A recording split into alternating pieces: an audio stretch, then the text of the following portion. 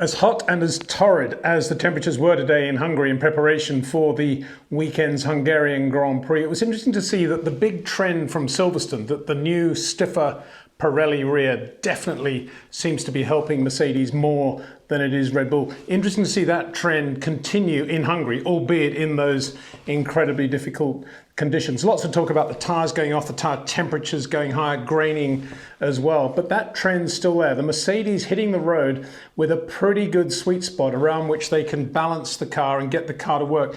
Valtteri Bottas in the afternoon, a 14-lap run on the medium tyre. Very, very impressive. The longest run out there. And he was really quick on his last lap. Only a second slower than he'd been right there when the tyres were fresh. So very impressive run all day from Mercedes. Lewis Hamilton there or thereabouts, just like a tenth slower every time he went out, which is kind of what Lewis does on a Friday. I think the big news there is Mercedes have a balanced car, and with some rain and certainly colder temperatures predicted for tomorrow, temperatures going up again on Sunday. At the moment, no rain predicted for Sunday. But given all those variables, Mercedes must be thinking, yeah, we have a race car now that we can kind of be ready to adapt to all these different conditions. By the same token, we can say the same about Red Bull, but in the opposite direction. From the start, Max Verstappen very much out of sync with how Mercedes were running. He didn't actually do many long runs today, and this morning when Mercedes was switching from the soft and then back to the medium tyre again, Max was still on the medium tyre, and he actually ended up going a second quicker than Bottas overall on the medium tyre. But it didn't mean much because the track wasn't very quick this morning. It got much quicker this afternoon with more rubber on the road, and when it came down to it, he was about 0.3 shy in terms of the soft tyre runs and a race tyre run. We heard Max on the radio at one point saying, I don't know what's going on with the rear of the car. I'm just getting into the corner, the front's getting in, and the back end is falling away as if something's broken. They immediately called it in, presumably to take off some front wing, just to balance the car out a bit. And I think that gives you the litmus test of where Red Bull are at present. With that new stiffer rear, the new pressures they're running, it's completely changed the balance of the Red Bull, or certainly changed it more than it has the Mercedes. And that's probably because it has so much more inherent downforce. So if you do start playing around with ride heights, all the things that are going to be affected by the difference in tyre pressures and the way the tyres then build up heat, then it's going to affect a car like the Red Bull more because it's got more downforce that can be affected. It's as simple as that. And you could also say that probably with the high rate that Red Bull are running relative to Mercedes, it's going to be more sensitive to those changes as well. So all of a sudden we're seeing Mercedes' relatively low rake philosophy coming into play, and it applies also to Aston Martin, who are pretty quick today as well. There's still no doubt in my opinion that if Red Bull do get the balance they need and they can look after the front and rear tyres, it will be a quicker car overall. It does have more downforce overall. But the Mercedes, at the moment, the more adjustable car, and I think it's what we saw today as the track conditions changed, as the track evolved from the morning to the afternoon. The one thing to say about Lando, I thought, remember I said also in that video about Max's style, I was mentioning that I think Lando ticks most of the boxes, but he does have quite long corners, as we saw in Austria from the overhead shots. And you can really see it in Hungary. You can see it going into the last corner. It's only a small thing, and you'll think, oh, well, you know, Windsor's being a bit stupid here. But I'm not, actually, because as they come out of that left, you really want to keep the car as straight as possible while you're accelerating. We know all that. The minute you move a car to the left or the right, whilst it's accelerating, you're taking revs out of the engine. The longer you leave it, the less revs you're going to drop. It's just like missing a gear on an acceleration run. If you miss first to second, it's going to have a much bigger impact on your 0 to 100 time than if you miss fourth to fifth. You get my point. So you want to keep it absolutely straight as possible, which means for a number of reasons. Obviously you want the next right, which is this horseshoe right, really annoying corner. Before you come into the timing light, you want a quick lap, and all you can do, you've got this really ridiculous corner, which is nothing but understeer. And I think Lando, like a lot of guys, is thinking, yeah, you know, wide entry, kind of a late apex and get a really good straight exit. But of course, that's true up to a point, which the point is the guys that have create the shorter corners because of the manipulation they do getting into the first part and the platform they create. And if you look at the difference between Max and Charles and Lewis as they go into that horseshoe right and where Lando's sort of here and Lewis is about here. We're only talking probably about that much space. And here I am talking about line and positioning, of course, but that makes the corner longer for a start. But what enables Lewis to get away with that is the way he's coming out of the brakes and massaging the car.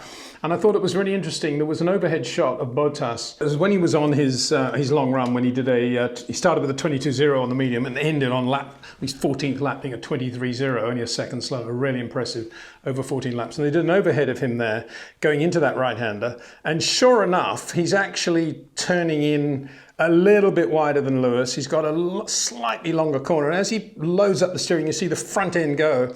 He's got understeer and he jinks it round and he does it really well with the throttle and gets the car straight and gets a lovely exit.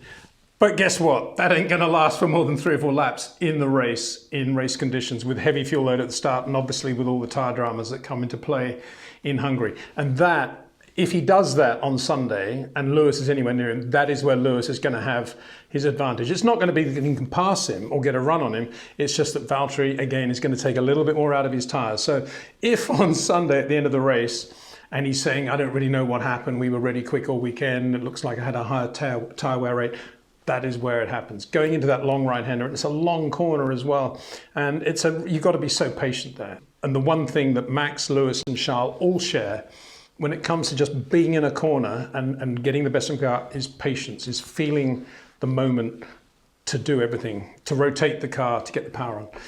And you can see a little bit of impatience there with Valtteri. Final word about Fernando Alonso, and that is, he's turned 40, so happy birthday again, Fernando, brilliant. Hungary's always been a top circuit for Fernando. Let's hope he has another good race for all those Fernando fans out there. He had a brilliant race, didn't he, in the sprint in Silverstone, and he was pretty good in the Grand Prix as well. So let's hope it carries forward for him here. Obviously, the Alpine is not a bad car around here.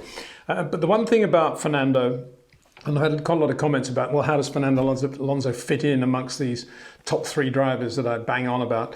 Well, I think he ticks all the boxes, except I don't think his corners have ever been as short as Max's or Lewis's or Charles in terms of his entry.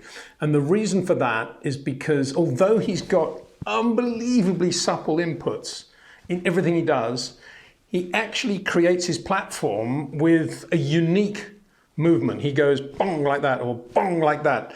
And it's very hard to describe. It's just a Latino driver who's at his best when the car's suddenly been jolted, and then he gets to feel exactly what it's going to do, and he balances it out with the steering and with the throttle and the brakes and his hands. And all those movements are what make him incredibly special. He's so supple mid-corner. He's unbelievable. But on the entry, it's not quite as pronounced as it used to be, but it's still one of these. And whereas Yuki Tsunoda would do that, and then he would do that, Fernando does that, and then it's all calm, slow motion stuff. Unbelievable driver. And he's always been like that. I've never seen a driver like him who can do that.